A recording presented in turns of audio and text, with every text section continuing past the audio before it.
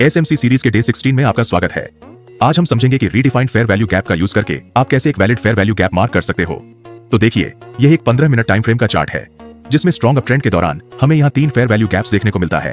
और अब जैसे ही प्राइस इस फेयर वैल्यू गैप से रिजेक्शन लेता है, तभी कई ट्रेडर्स बिना सोचे समझे यहाँ लॉन्ग ट्रेड में एंट्री ले लेते हैं। लेकिन यहाँ दिक्कत ये होती है कि प्राइस इस फेयर वैल्यू गैप को रिस्पेक्ट नहीं करता और उसे ब्रेक करके नीचे आता है, जिससे यहाँ लगे हुए बायर्स के स्टॉप लॉसेस हिट हो जाते हैं। लेकिन थोड़ी ही देर बाद प्राइस रिजेक्शन लेकर वापस ऊपर चला जाता है। अब ऐसा इसलिए हुआ क्योंकि असल में ये फेयर वैल्यू गैप उतना वैलिड था ही नहीं। मतलब अगर आप इसी चार्ट को 1 घंटे के टाइम फ्रेम पर देखोगे तो ये स्पष्ट हो जाएगा कि जहां रिटेल ट्रेडर्स ने एंट्री लिया था वहां बिग टाइम फ्रेम के हिसाब से कोई फेयर वैल्यू गैप था ही नहीं, और हायर टाइम फ्रेम पर हमें सिर्फ एक ही वैलिड फेयर वैल्यू गैप देखने को मिलता है और प्राइस ने उसी पॉइंट से रिजेक्शन लेकर ऊपर की तरफ मूव किया है। असल में स्मॉलर टाइम फ्रेम के फेयर वैल्यू गैप्स में लिक्विडिटी कम होती है, इसलिए उनका प्राइस पर इंपैक्ट भी कम होता है और ये जोन्स अक्सर ब्रेक हो जाते हैं। इसलिए अगर आपको मल्टीपल फेयर वैल्यू गैप्स दिखें तो उसे हायर टाइम फ्रेम पर चेक करें, और अगर प्राइस वहां से रिजेक्शन लेता है तो वॉल्यूम की कॉन्फर्मेशन लेकर लॉन्ग ट्रेड में एंट्री लेना सेफ होगा।